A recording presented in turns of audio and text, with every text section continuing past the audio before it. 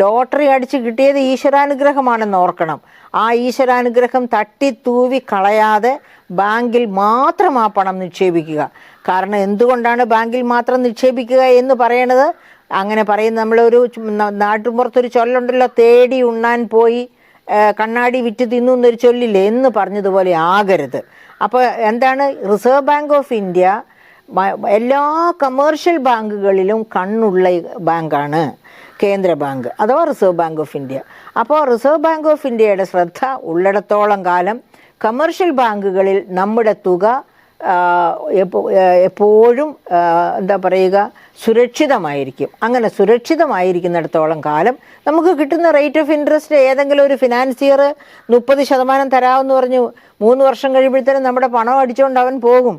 അതേസമയത്ത് reserve bank of India തരുന്നത് 7% പലിശ. അത് നമ്മുടെ കയ്യിൽ കിട്ടും, നമുക്ക് ഉറപ്പാണ്. ആ പലിശ കിട്ടുമെന്നും നമ്മുടെ ഡെപ്പോസിറ്റ് ചെയ്തിരിക്കുന്ന പണം കിട്ടുമെന്നും. അപ്പോൾ ആ ഉറപ്പിന്മേൽ, ആ കൃത്യമായി കിട്ടുമെന്ന് ഉറപ്പുള്ള പണത്തിന് വേണ്ടി നാം കാത്തിരിക്കണം. വലിയ വലിയ മോഹങ്ങളുടെ പിന്നാലെ പോയി ഉള്ളത് കൂടി ഇല്ലാതെയാകുന്ന അവസ്ഥ ഉണ്ടാകരുത്. പിന്നെ അതുപോലെ തന്നെ അപ്പോൾ നമുക്ക് വീടില്ലെങ്കിൽ ഒരു വീട്, അതിന് സാമാന്യം നല്ല ഒരു വീട്, അത് കഴിഞ്ഞാലോ നമുക്ക് എന്തെങ്കിലും ഒരു ബിസിനസ്. കേരളത്തിൽ ധാരാളം ബിസിനസ് സാധ്യതകളുണ്ട്.